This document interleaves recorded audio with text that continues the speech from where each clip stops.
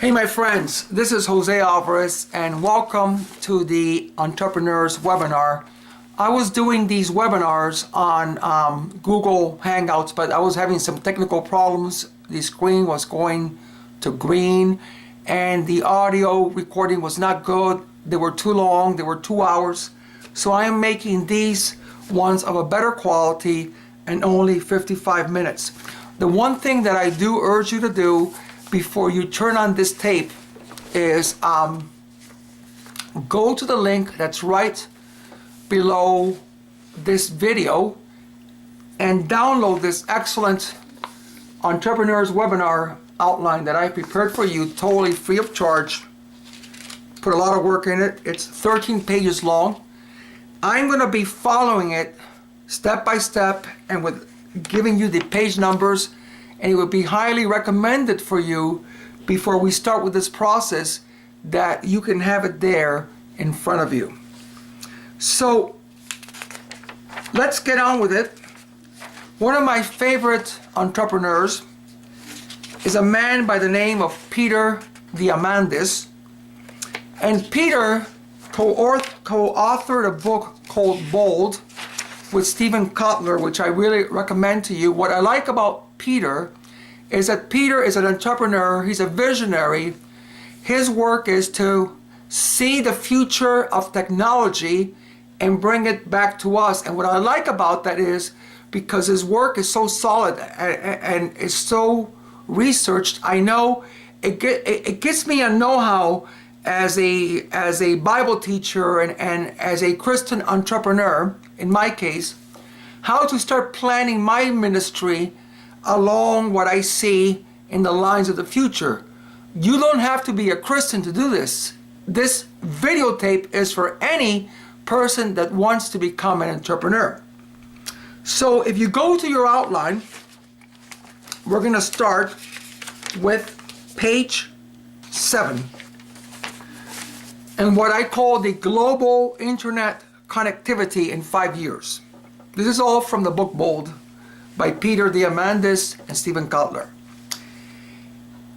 In the year 2010, there were 1.8 billion people connected on the internet. Today, there's 2.8 billion people connected on the internet. That's a jump of 1 billion people in 5 years. But in 5 years from now, in 2020, there'll be 7 billion people connected on the internet. Can you imagine? The whole world is going to be connected on the internet in the next 5 years. And what does that mean to you and to me in terms of the impact of your business, or for me in terms of the impact for my ministry? Now, how can this be that there's such a leap in interconnectivity in 5 years? The reason is this, my friends. Right now there's a race between 4 of the world's largest entrepreneurs to connect the whole world in the next 5 years. Google has its Project Loon, I'm on page 7, which is a network of balloons that are going to be flying in the stratosphere, encircling our planet, and it'll be an internet network, and they'll be beaming cheap internet down throughout the world. Elon Musk of Tesla Motors and SpaceX and of PayPal, and Richard Branson of the Virgin Group, Virgin Records, Virgin Atlantic, Virgin America. Both of these men are creating a huge satellite network of internet beaming satellites. Finally, Facebook is constructing what is called the Aquila drone. And the Aquila drone is a drone with the wingspans the size of a jet, but as light as a car, and it will be solar powered so it can remain in the air for 3 months, and from its wings it will be beaming internet to the world. So between these 4 projects, the vision is that in the next 5 years the whole world will be connected on the internet. To top it off, Peter Diamandis had a very interesting interview with Pat Masri Warrior. She's from India. She's a Chief Technology Officer for Cisco Systems. And Warrior shared that in 5 years, it will not only be the 7 billion people connected on the internet, but it will be the 7 billion people and with their 50 billion devices, all of them interconnected because of sensors and so on. So now we're going to have in 5 years in front of us 7 billion people and 50 billion devices connected. Again, what does that mean? The impact that that will do for us in terms of a ministry or business. Here's some of the stuff that Peter Diamandis with Padma Sri Warrior talk about, some of the visionary stuff they have. In retail, for example, beyond knowing what you purchase, stores will monitor your eye gaze, knowing what you glanced at, what you picked up and considered, and put it back on the shelf. Dynamic pricing will entice you to pick it up again. In city traffic, cars are looking for parking because 40% of traffic is in city centers, but parking sensors will tell your car where to find an open spot. This is because probably every parking meter is going to have like a sensor, and you'll be able to know. Lighting, this is already happening. Street lights and house lights will only turn on when you're nearby. Dynamic pricing. In the future, everything has dynamic pricing where supply and demand drives pricing. Uber already knows when demand is high or when I am stuck from my house and can charge more as a result. And so it goes. You can go through the whole list on pages 8 and page 9. So, what is so important about this? Well, let me go now to, let's go to page 5. And here, this is also taken from the book Bold. Peter Diamandis talks about what is called Moore's Law. Gordon Moore, who was a co-founder of Intel, made an observation in the year 1965. I'm on the top of page 5. His observation was that the number of transistors per square inch on integrated circuits has doubled every year since the integrated circuit was invented. And that is true. There's kind of a doubling every single year. The memory of computers, as you can tell, doubles. That's the RAM memory and the size of the disk drives. The speed of computers seems to double every single year because more can be put into these integrated circuits. Computers can be made smaller, and when things are made smaller, they're also cheaper. So, based on Moore's Law, Peter Diamandis talks something that he calls the, I don't know if it's 6 Ds or like 7 Ds, but I want to go over this with you. I'm on page 5. And this comes from a book review of the book Bold by Vivek Wadhwa. And he or she says, the first D, because Peter talks about 6 or 7 Ds that are very vital that have to do with Moore's Law. The first D is digitalization. Anything that could be digitized could spread at the speed of the internet and become free to reproduce and share. In other words, right now what we're seeing is this. We're seeing a digitalization of everything. I mean, everything that can be digitized, it seems that anything that was analog before is now being digitized. And it's not just hardware, it's also software. And anything that can be digitized, number one, it's already going to be, it's going to be put at the speed of He says the speed of light or the speed of the internet. So anything that you do today that can be digitized, you can already put it on the fast track of the internet. Number two, he talks about what is called deception. What happens is this: when there's been objects that have been digitalized, like for example, the camera, the analog camera, the single lens reflex camera was digitalized into the cameras, and even now it's into a phone now. Nope. Deception means that during the period of taking something that was in an analog phase, and it starts to become digitalized, it goes through a period of deception because its progress, it's small and people cannot see it. One of the incredible cases of this is with Kodak. Kodak was the producer of all of our cameras. When the first digital cameras came on the market, there were not many of them. So therefore, Kodak downplayed the whole possibility of, oh, these digital cameras are going to take over. Kodak also had a very lucrative film, 35 millimeter film process. And they said, well, you know what, because what digitized cameras was saying was, we are going to digitalize the process of film. We're going to take it from analog 35 millimeter film and we're going to make it into pixels. So Kodak also downplayed that whole possibility of, well, you know what, this is not going to happen to us. So it was a process of deception. There was deception because you could not see what the digital cameras were just doing.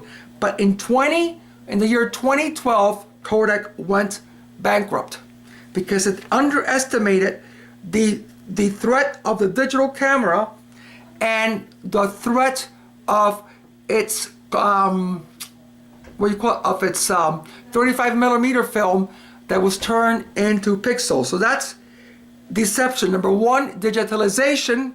Anything that can be digitized can go at the speed of the internet. Number two, deception.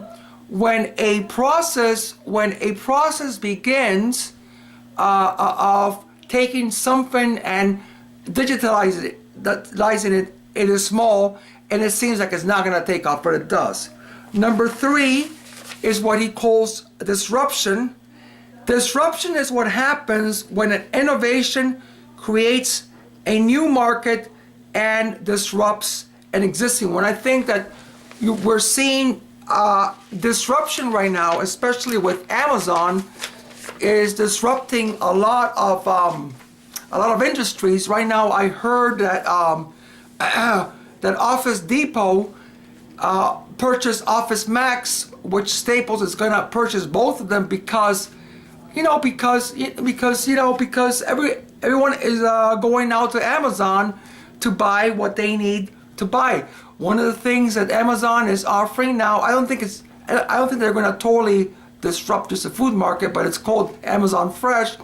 And what Amazon Fresh does is, I think that you pay $50 and you take a 5-pound box and you order online your groceries. I want 5 toilet papers. I want 10 cans. Obviously, it has to be canned things. It cannot be frozen stuff. But what happens is you order 10 cans of corn and 2 cans of toilet paper and 3 cans of peas, and they'll put as much as they can into a 5-pound box, and then they will ship it to you on the next day by UPS. I think it's for like about $50. Now, Amazon is not going to disrupt the actual market, but for senior citizens, people who are handicapped, who are unable to go to the market, older people that cannot go to the market, here's a case where they can order stuff or order like their groceries for a couple of weeks, maybe a week and a half, and have UPS put it on your house. This is called the disruption of the market, and this is technologies are being really disrupted one by another. Uber is disrupting the whole taxi industry. Airbnb, I'm going to page 6, is disrupting hotels. And so forth and so on. 3D printing is going to upheaval manufacturing. Number 4 on page 6 is what is called demonetization. And demonetization is the technology today is making things practically free. In other words, we no longer have to purchase film. We got the digitized pictures that we put on our computer. We don't have to pay for film development. So that is making things practically free. Now, what's happening right now is computers are becoming cheaper and cheaper. I saw Google is offering a Chromebook for $149, and the prices are going to go on because of Moore's law. That integrated circuits are becoming smaller and more stuff can be packed into an integrated circuit. Our smartphones today have more processing power than multi-million-dollar computers once did. And now what is happening is, what's making it cheaper is 5 years ago you had to buy a voice recorder, you had to buy a digital camera, you had to buy a movie camera, you had to buy a GPS, and you had to buy a calculator. But today you buy one phone and everything is there. So you're getting the picture now, as all these people are going to be coming online, okay? Especially in third world countries, they're going to be jumping into, in 5 years, into technology that even for them, it's going to be extremely affordable. So this is what kind of excited me, that all of a sudden you say, well, you know what, people in Africa, people in other countries could not afford like a Galaxy 4. They could not afford a nice digital camera. But now, in 5 years, everything will be in one device and everything will be super inexpensive. So here's a potential for the whole world to be on the internet and everybody connected to their devices. You can see why I'm excited, because of the impact that we can make in our business and ministry. To add to this demonetization, Peter talks about dematerialization. Just what I said. Technology is making entire product lines disappear. As I said, you don't need to get a calculator. You don't need to get a GPS. You don't need to get a VCR. You don't need to get a music player. You do not need to get a video game console, a calculator, a flashlight, an encyclopedia, a book reader. Everything is now on your phone. This is called dematerialization. So you are connecting demonetization with dematerialization, and you can see where I'm going with this at the bottom of page 6. And this leads to what Peter calls democratization. Democratization.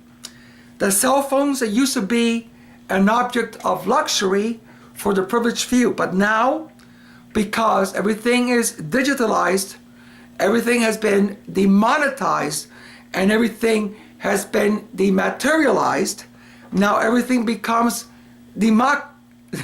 democratized. Now practically every family in the developing world owns one. Photographs were also for the well-off because paper and color printing were very expensive. Color printing was very expensive. Smartphones have eliminated the need for paper, and their cost has fallen to the same levels as cell phones. Billions of people will in 5 years have the same access to the same apps, the same knowledge, the same technology for the same price that we're paying now. So this is what it means that everything will be democratized. And I added this, what I call open source. Okay, so you say, well, you know what? I want to create something that's going to impact these 7 billion people and their 50 billion devices. But I don't have the money for the software. I don't have the money for a photo editing program. I don't have the money to get Microsoft Word. I don't have the money to get Norton antivirus. My friends, that's a thing of the past. Google Docs, which is an excellent application. I actually like Google Docs fonts and its spells checker function better than what I like Microsoft Office. Totally free. Just sign for a Google account, Google Docs. Computers are now selling for $150.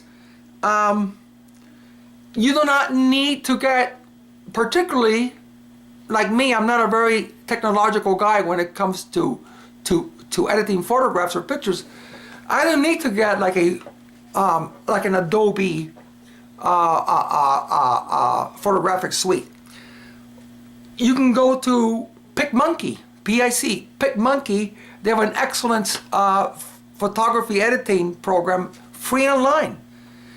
You know, antivirus, Avast, antivirus, Panda antivirus, all of them free. So this is what is called open source.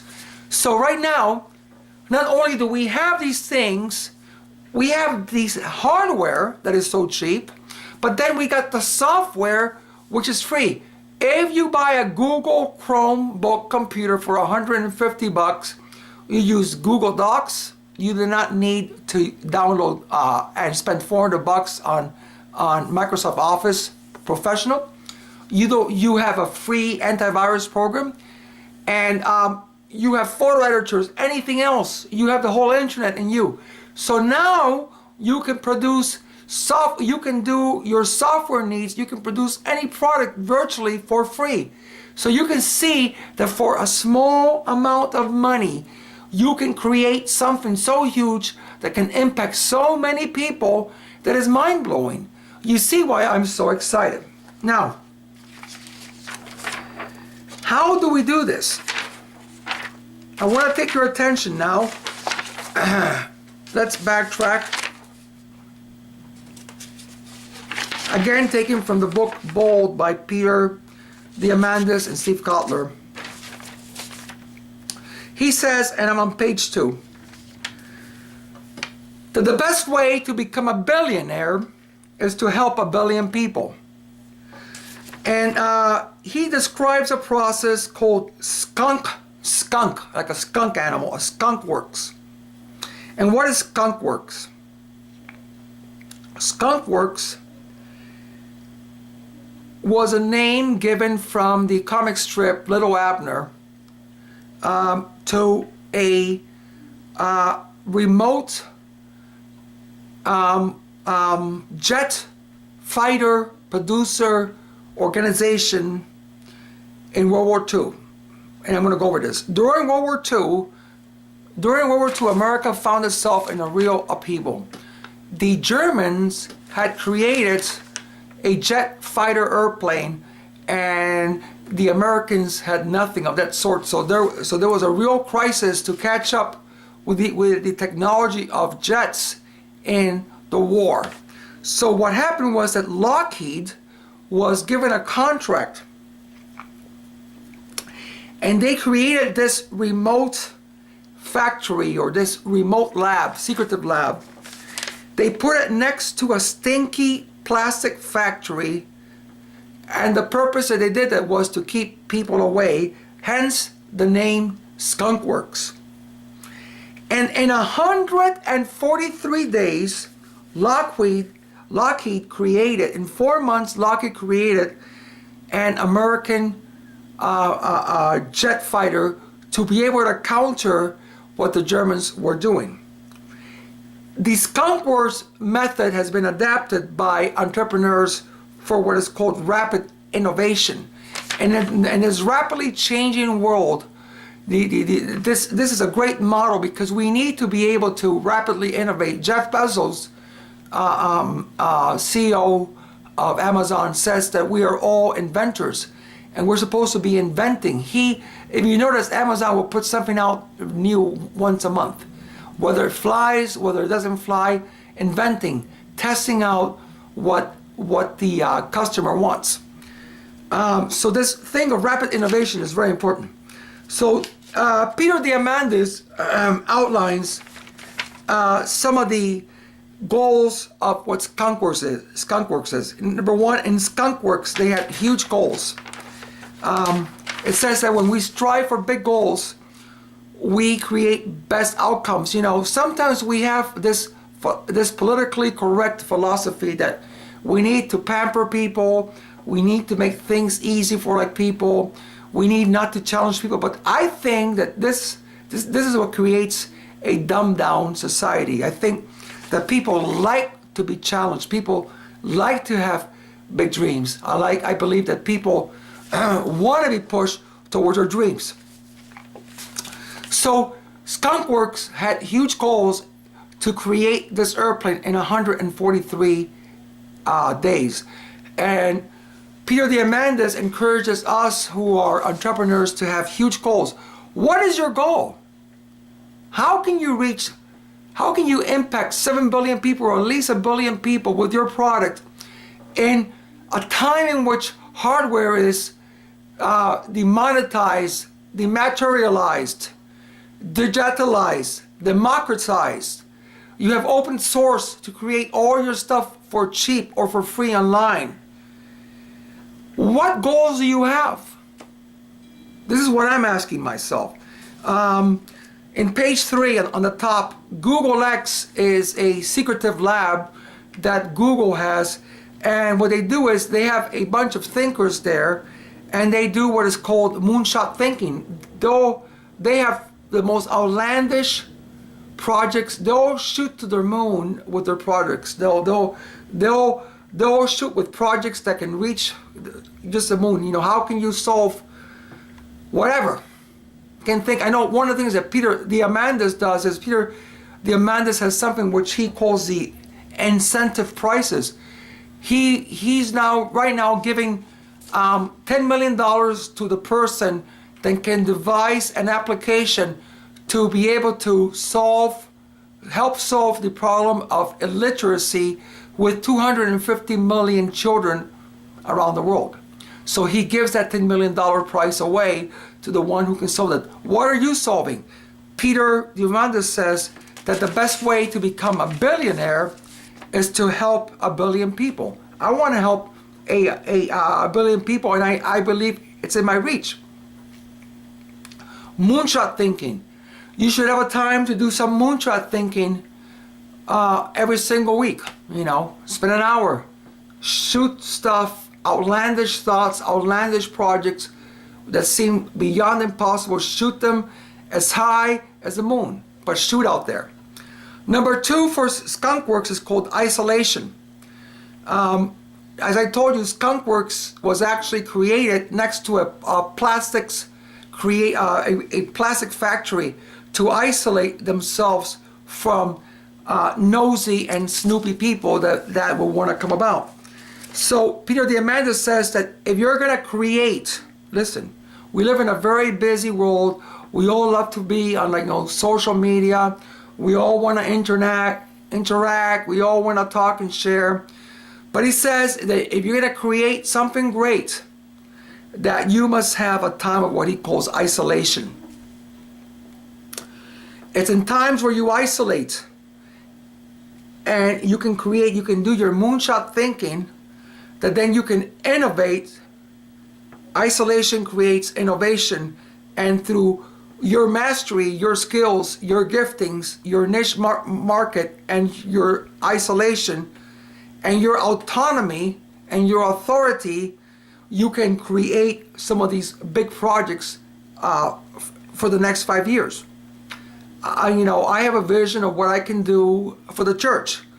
I believe that in the church, the leadership team should meet not just to have a staff meeting, but that every single week they should have what Napoleon Hill, another entrepreneur in the 1930s, calls the master team.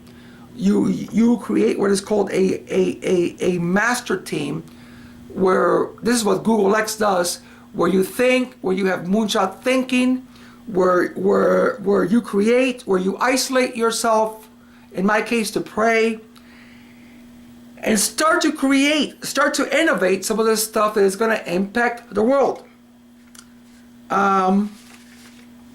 So big goals. I'm on page 3. Isolation is part of Skunkworks. Number 3, rapid iteration. I love this. This is called fast feedback, and this is essential into what happens today. Rapid iteration means that you create what is called beta projects. You know, if you notice in terms of Google Chrome, Google Canary browsers, Firefox, antivirus things, they have what they call our beta or developer versions, in which they are putting upgrades, and they are putting them out there, and they're letting customers test them and give them feedback, and based upon these rapid iterations and customer feedback, they continue to upgrade until they have a finished product. So today what entrepreneurs are really saying is, don't worry to create a big polished product. Right now I am writing a book, which I'm sure I'm going to upgrade. It's going to be like 100 pages long, on my Christian experiences in these last 37 years, but I'm taking about 7 months. Usually books take 3, 4, 5 years. I'm trying to get this done like in 7 months, self-publish it, maybe start with just limited copies on like eBay, and do these beta versions of the book and get this feedback. And so you can encourage that you can create these beta products, or in my case a beta ministry. I believe that maybe like in the church, every single month you can begin like a next project, and see how it flies. If it doesn't fly, you invent something else, as what Jeff Bezos says. But maybe all you need to do is just to upgrade. So we're living like in the times of not having to create a finely polished gem, but do these rapid iterations of beta products. Again, Eric Ries, in his excellent book, or Eric Rice, called The Lean Startup, he talks about this beta product, and he calls it a minimum viable product. I'm on page 3 of the bottom of page 3 of my outline. Skunkworks number 4, a minimum viable product. You build a minimum viable product. You build a skeleton product or a skeleton ministry of what you have in mind. You make it skeleton enough, but it's viable. It has enough resemblance to what you want to create at the end, that you can test it. And what Eric Ries talks about, he calls to be able to sandbox the product. Is like putting your product like in a sandbox. You create like a sand castle, and you put it into that sandbox, and you can test it. You can test it from the beginning. You can test it through the whole beta process of the product onto the end, and from there you can upgrade it. So build a minimum viable product. Maybe put out 10 copies of it on like eBay, and find out if people are willing to pay money for it. Then you use the feedback from those buyers to rapidly evolve your product into something better that will sell in the broader market. Okay, so this is the minimal viable product, and I added to it what is called the minimum viable audience on page 4. Minimum viable product, minimum viable audience. With your minimum viable product, if you can get just an audience, it does not have to be a big audience, and can be an audience of like 10 people. It can be, for me, a Bible seminar like with 10 people, where you have enough people to receive enough feedback from comments, emails, or like social networks to be able to to get some kind of an accurate feedback on your product and be able to upgrade it more and more. And then your audience organically grows thanks to social media. Especially, I think today, one of the best ways that you can grow your audience, and you can grow your minimum viable audience, and you can expand your minimum viable product, is to offer just some things free. People like free things, and that's one of the best ways just to do stuff. So you're gaining enough insight with your minimum viable audience into what the audience needs to solve their problems. Okay, so this is the minimum viable audience. You know, so I just wanted to put this into context right now. Let me ask you a question. What we've learned right now, before we go on, what are you going to create in your company? You see, all that you need, you already have. You can, if you can digitize it, you know, you have the whole world that you can sell your product to, that it's rapidly expanding. And then, because now you're free to know that you don't have to create this an amazing product, but you can innovate using a minimum viable product and a minimum viable audience, right? That you have many, many great things are at your disposal right now. Well, let's just move on now. Now that we got that,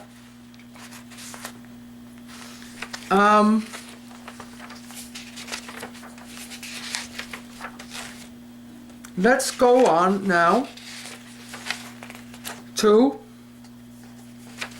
Tim Ferriss, page 10. Tim Ferriss is one of my favorite entrepreneurs.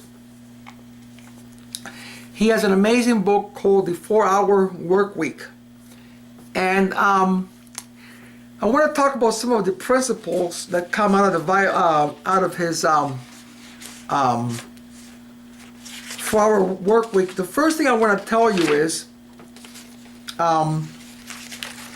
hospitality. I think in whatever field you're in, hospitality or customer service is huge, because we live in a time in which people have so much, and you cannot sell to people any more stuff as what you used to do back in the 1990s by high market strategies. People right now are very relational, very social. They are very caring. They want to be authentic. So this high market stuff doesn't work. So what works today is generosity and kindness. What is the secret of Jeff Bezos and Amazon? His secret is what he calls, he's radically customer centric. If you've noticed, Amazon on purpose sells cheaper than other people. If they promise that they will have something to you on like Friday, they'll do their best to have it to you on like Thursday. Their customer service is excellent. They feel that if they don't mark up the prices, if they go the extra mile, as what Jesus said, go the extra mile, that by not charging more, but actually by charging less, by being generous, by being kind, it's going to keep their customers coming. And you know what? That philosophy has worked for Amazon. What makes a difference between a hotel that is 4 stars versus a hotel that is 5 stars? I tell you, it is hospitality. I have been in 2 5-star hotels, and the difference that I saw was not that the rooms were any more plush, because a room is a room. I mean, as a matter of fact, I think that I like rooms more in a medium price hotel. They have a microwave, they have a coffee maker, they have an ironing board, they offer you a free breakfast. If you go to the expensive room, they offer you none of these things. And they're actually smaller, so it's not the actual room that makes the difference between the 4-star hotel and the 5-star hotel. It's hospitality. In these 5-star hotels where I have been to, Yes, sir. Mr. Alvarez, Mrs. Alvarez, what can I do for you? Good morning. How's your day going? Can I, you know what? Customer-centric service. If you want to have a successful ministry, a successful business, first of all, I say, offer some of your things free of charge. Number two, excel in customer-centric service. If you're a church, excel in hospitality. Now, going back to Timothy Ferris in page 10, he defines what is effectiveness versus efficiency. And that is huge. Let me look at my time here. Okay. He describes the difference between, let me look at my time because my dematerialized and demonetized phone is running out of charge here. I did not charge it up. You give me a second, should I do that? I want to be able to keep a time here and know when I have to finish this seminar, and I'll take you over. Okay, just in case if this poops out on me. Okay. Listen to this. What is effectiveness and versus efficiency? Effectiveness is doing things that get you closer to your goal. Okay? Efficiency is performing a given task, whether important or not, in the most economical manner possible. And Tim Ferriss says that the default notion of the world is efficiency. In other words, there's a lot of efficiency. We see people doing a lot of things, ministries, corporations run in an efficient manner, but many times what we see is a lot of busyness and a lot of staff meetings and a lot of reading, but people are not getting to their goals. Effectiveness many times bypasses efficiency, but it gets you to the goals. And I would rather be effective than to be efficient. I, as a Christian, I follow Jesus. Jesus was a lot more effective than he was efficient.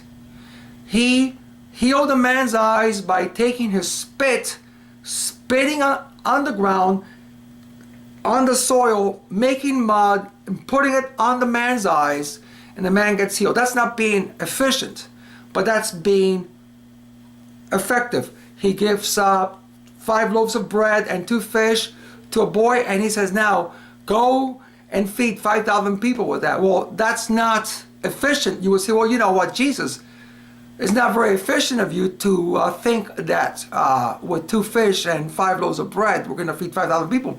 But he knew he was God, so he was effective in reaching his goals. Peter Drucker, one of the fathers of entrepreneurs, says this, listen, he says, there's nothing so useless as doing efficiently that which should not be done at all.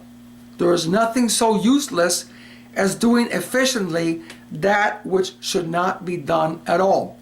So in my case, I think that we're dealing in a world that we have to ask ourselves, standard procedures, there's many standard procedures that used to work 20 years ago that are not working anymore. They were efficient and effective 20 years ago, but now they're no longer effective. But we see people holding on to strategies and methods, systems that seem efficient, but they're no longer effective. So effectiveness means that we need to bypass standard procedures for workable methods. My question is, what can I do to reach my goal? What are my goals? To impact the world for Jesus. Well, what am I going to do? I'm going to bypass what I call standard procedures that have been used in the church for methods which are going to get me to my goal. And you need to ask yourself that as well. What is the workable things for you if you have a pie making business? Are you always going to be using the efficiency, the efficient methods of how to make pies, or are you gonna say, wait a minute, what is gonna work? Maybe if I make Tuesday into a free pie day, you know, workable things. The other thing that he uses is what is called the Pareto principle, and you probably heard of the Pareto principle. The Pareto principle is also called as the 80-20 rule by Wikipedia, or it's the law of the vital few. What it says is that 80% of our effects, 80% of the results in our lives come from 20% of the causes. 20% of the people do 80% of the work. 20% of our stocks create 80% of our investment. 20% of my skills creates 80% of my output. So again, effective, what are your skills? What are the 2 or 3 things that you are really good at? As a matter of fact, what is the one thing that you can do better than anyone else in this world? I have whittled down a lot of my busy Christian ministries to the 2 or 3 things, giftings that God has put in me, and saying I'm going to exploit these giftings because it is these 20% of my skills that are bringing out the 80% of the results. So we're living in a world where we need to be effective by using workable methods, and then using the Pareto principle to exploit those 2 or 3 skills, or those 2 or 3 giftings that we have, and exploit them and use them to bring 80% of the results that you want to. Okay, a few more things here that I want to talk about. And I don't know if I really put this, but God brought this back to me. And I did not put this here, or did I? But I want to talk about Peter Thiel. I think that's how you pronounce his name. You see if I have it here. Who was one of the co-founders with Elon Musk of PayPal. And Peter Thiel has another excellent entrepreneurial book called 0 to 1. And he talks about what is called the globalization of the world. Really, we're living in what we call a globalized world. And a globalized world is that my Samsung is basically globalized. People are either using Apple phones, Samsung phones, or maybe Google phones. People are now, everybody's using like an Apple Watch. You know what I'm saying? Everything is globalized. People are using basically 3 or 4 brands of the same thing. Almost everybody is on Amazon. So we live in a globalized world. Well, one of the things about a globalized world is that a globalized world is horizontal progress. And that's great, you know, horizontal progress. What we see today is a lot of horizontal progress, globalization. But Peter Thiel makes a very provocative statement that there's very little vertical growth going on. There's a lot of globalization, but innovation, which is up and down, is very, very little because everybody is down here. And what he's saying is that competition, most of the competition, I would say 95% of the competition for jobs are down here in this area where people are combating for the same jobs. But very few people are really innovating, going up and down. So Tim Ferriss, and I've kind of adapted his principle where I call it the law of the thinning air, and that means that if you take off on a rocket ship, even if you climb a mountain, the higher you go, the air gets thinner, less air molecules. If you go up to space 200 miles away, there's so few air molecules that you need to have an oxygen tank. You know, it's the molecule density is very, very thin. So what he's saying is that competition is existing here, but if you start to innovate, if you start to go higher, you find yourself without any competition, and that is so true. When you really want to become an entrepreneurial and really impact 1 billion people in this world, you'll see that you have no competition, which is truly amazing. The law of the thinning air. As you innovate and go higher, the air becomes less, there's less competition, and he says, I don't know if it's Sam or Peter, the Amanda says that it's easier to make $1 billion than it is to make $1 million, because once you start to get into how can I impact a billion people, you'll see that there's only 4 or 5 people doing what you're doing in the whole world. So this is an amazing time to be able to innovate. You people, you got in a globalized world, you got the law of the thinning air right there working for you. Okay, so that's Peter Thiel, and from his book 0 to 1. Then Shane Snow, in his book called Smart Cuts, I think. Not one of my favorite books, but he talks about the forming wave. I used to live in the Virgin Islands, and beautiful area surrounded by water. We would go out fishing a lot.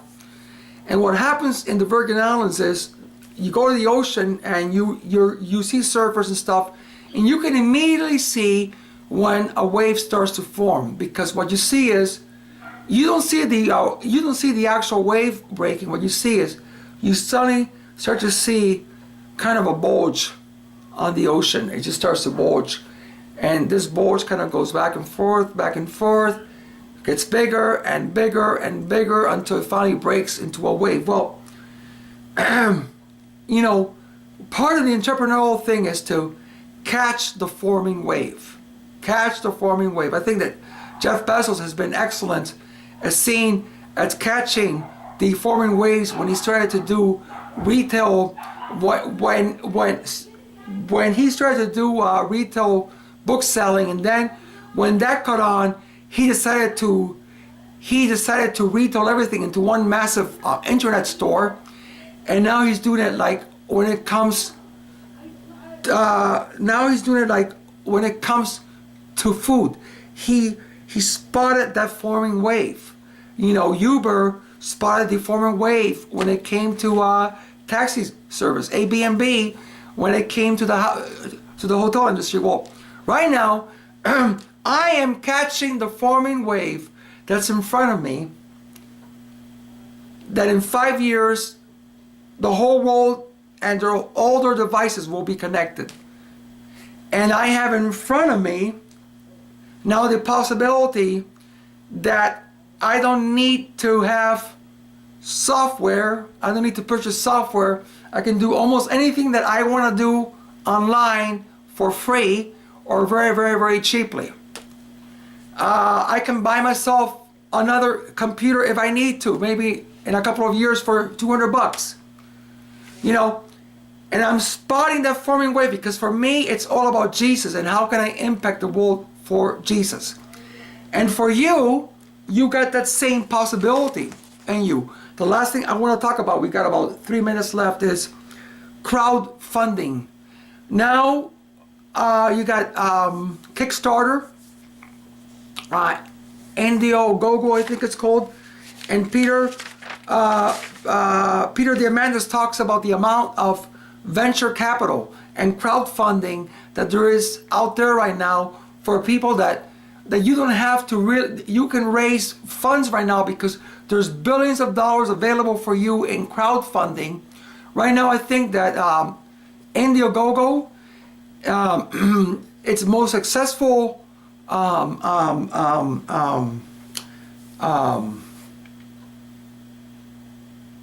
project, it's guys are able to siphon, it's taken them 10 years, they've been able to siphon honey from the beehive while the bees are making the honey without interfering with the process of what the bees are doing.